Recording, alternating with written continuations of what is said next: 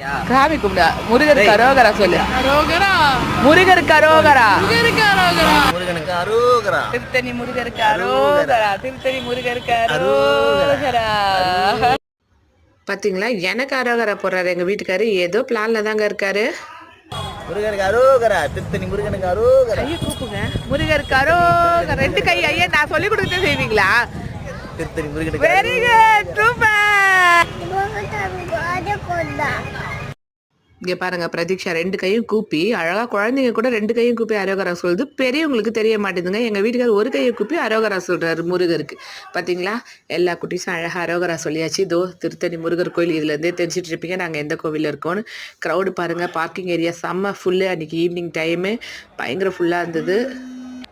முருகருக்கு அபிஷேகம் நடந்ததுனால அன்றைக்கி நட சாத்தியிருந்தாங்க. மோஸ்ட்லி சாத்த மாட்டாங்க. அன்றைக்கி ஒரு 2 ஹவர்ஸ் சாத்தியிருந்தாங்க. அந்த கேப்பில் நாங்கள் கோவிலில் ஃபுல்லாக ஒரு சுற்றி வந்துடலான்ட்டு வலம் வந்துட்டு இருந்தோம். குழந்தைங்கள வச்சுட்டு நடக்க வச்சு தூக்கிட்டு. நல்ல கிளைமேட்டு.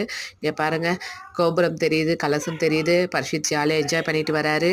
எல்லா குடும்பமும் பாருங்கள் முன்னாடி நடந்து போகிறாங்க. ஓம் முருகா அப்படின்ற எழுத்து நம்ம பார்க்க முடியுது. ஒரே கரகோஷம் தான். வேல் குத்திட்டு போயிருந்தாங்க. அந்த கேப்பில் நானும் ராஜு ஒரு சின்ன வீடியோ.